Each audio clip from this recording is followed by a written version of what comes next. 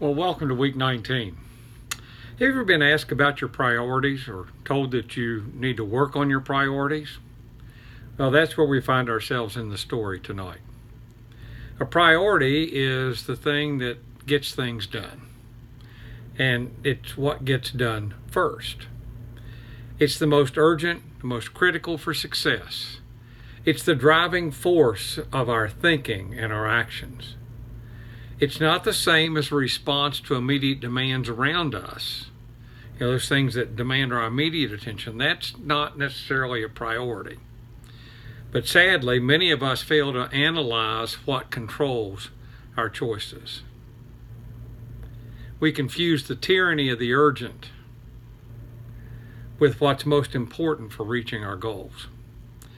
At this time in the story, the prophet Haggai challenges the leaders and the people of Jerusalem to reset their priorities. In this, we find Haggai speaking, and we're in Ezra rebuilding the temple and Zerubbabel taking people back. So that's kind of where we are in chapter 19. But the problem we have is the people had misplaced priorities. It was misplaced priorities that sent them into exile in the first place. For years, the Israelites had failed to honor Yahweh as the only true God.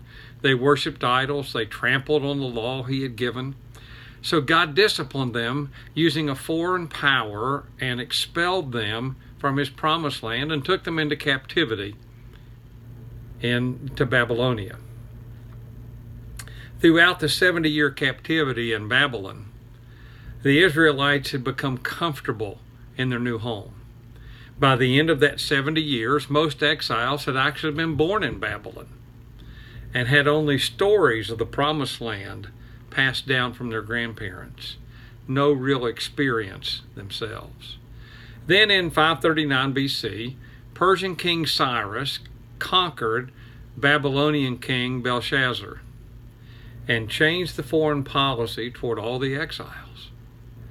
A year later, King Cyrus issued a decree that allowed all of the exiles to return to their homeland if they choose, to restore their gods, and to enjoy a good deal of autonomy there in their homeland, as long as they didn't forget to pay taxes and to pray to their gods for the king, Cyrus. Now, misplaced priorities allowed many Judeans, the Jews, to stay in Babylon instead of returning to Jerusalem. Many of the exiles, as I said, knew nothing of their promised land. Their only experience of life was in Babylon. Now, when King Cyrus gave them their freedom to return to Jerusalem to rebuild their temple, only about 50,000 chose to do so. Now, the question is, why would God's people not return to the promised land? Well, though the Bible does not specifically state their reasons, a few come to mind, don't they? First, there was comfort. Life in Babylon was pretty good. The people had jobs and homes and families and friends. And if it's not broken, don't fix it. But there was also fear of the unknown. They only knew Babylon. Why leave the known for the unknown? Too much work. Jerusalem had been destroyed. The temple had been destroyed. Those who returned would have to overcome so much. Daily living would be difficult. So why go? But also there was spiritual apathy. Some exiles failed to learn from their past mistakes. They continued to undervalue those things that God values, like the promised land and the temple. Well, misplaced priorities distracted and the discouraged temple builders. When the exiles returned to Jerusalem under the leadership of Zerubbabel, they began by taking care of their essential needs. The city was in ruins, so they took several months to prepare appropriate housing for themselves. Then they began their temple rebuilding project. So far, so good. They're doing exactly what they should. But when the local people, and they were most likely Samaritans, that's the mixed people, half Israelite, half Assyrian, discouraged and frightened them, their building project stalled. There were so many other pressing needs that the people were vulnerable to a paralyzing fear that kind of stopped them in their tracks. Their fields were overgrown from years of disuse. The roads and buildings and houses needed repairs. The original priority of worshiping God in a rebuilt temple quickly took a back seat to the struggles of their daily lives. The altar and foundation had been laid in the temple, but the remaining work went undone for 16 years. Now the prophet Haggai now comes on the scene, encourages them and prompts them to reconsider their priorities. He prompted them to set a new priority, to please God and to honor Him. You can look in Haggai chapter 1 and you can see that.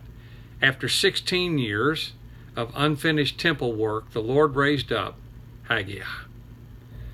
He spoke to Zerubbabel, the leader of that first group back, to the people of Jerusalem. The people, well, they procrastinate temple building, presumably because they lack the financial resources. And a drought, well, it caused further hardship. They had wrongfully concluded that these were legitimate reasons to forego the work of the Lord. But Haggai, the prophet, told them that these were precisely the reasons that they should rebuild the temple.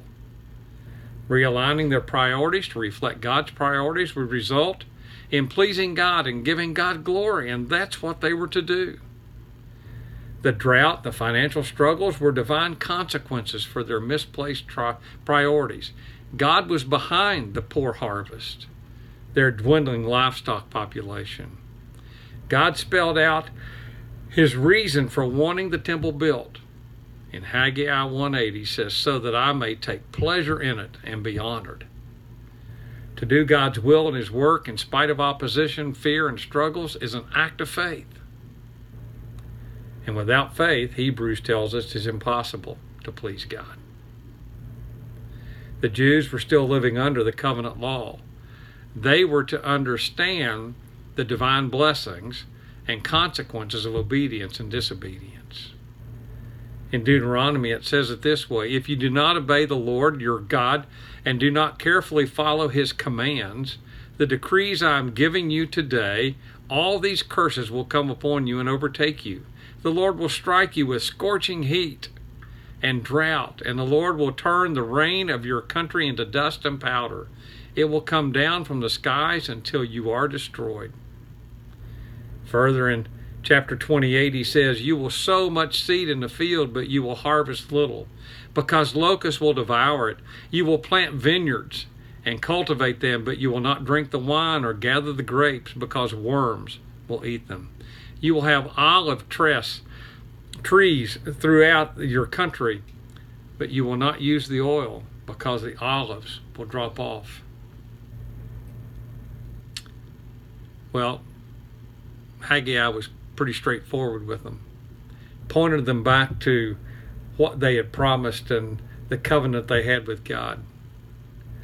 But what was a proper perspective? What would that be? A response and a realignment of the priorities. The people responded by faith. They did. They responded to Haggai's message. They believed the word of the Lord from the mouth of Haggai.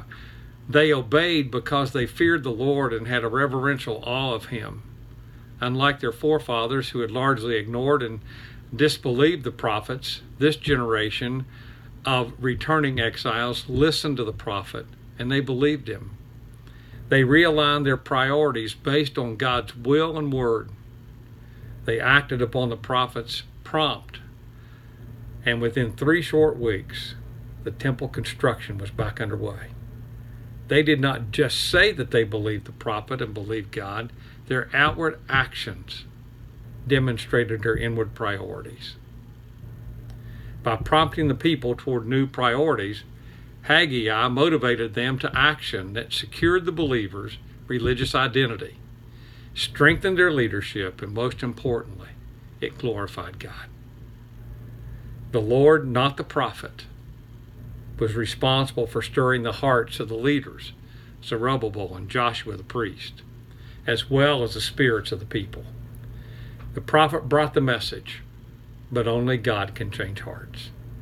Once again, the people were disappointed with the results, though, of their efforts.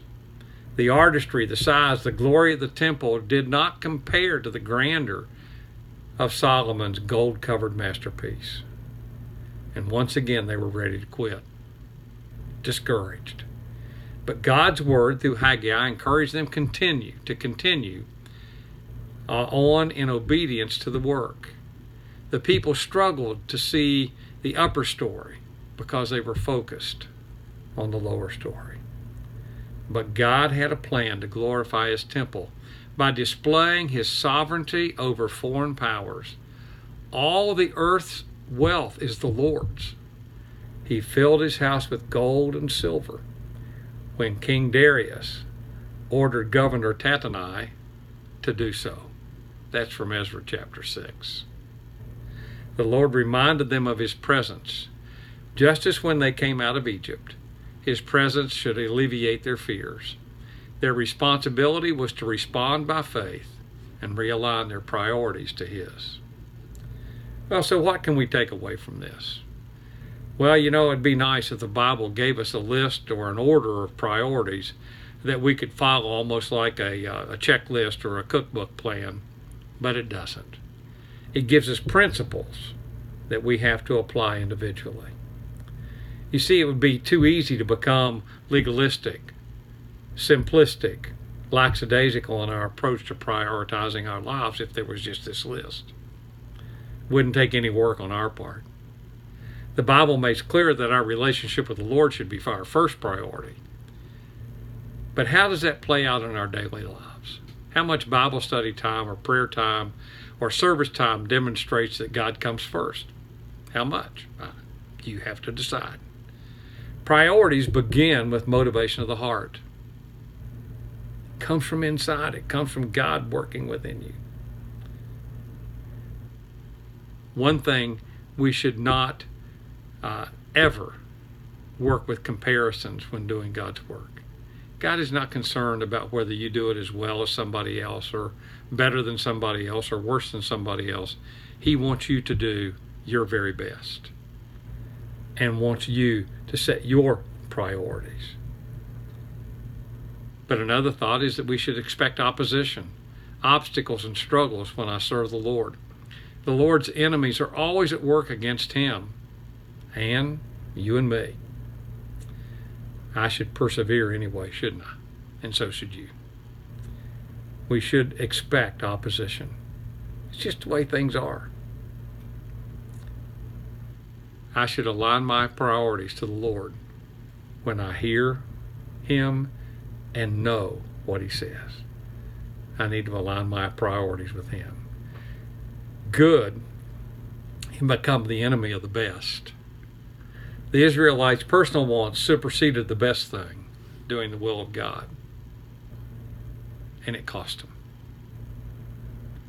It's wise to prayerfully ask the Lord whether your problems are the cause or the result of misplaced priorities. Listen for his answer. Respond appropriately. Have a good evening. Enjoy the discussion.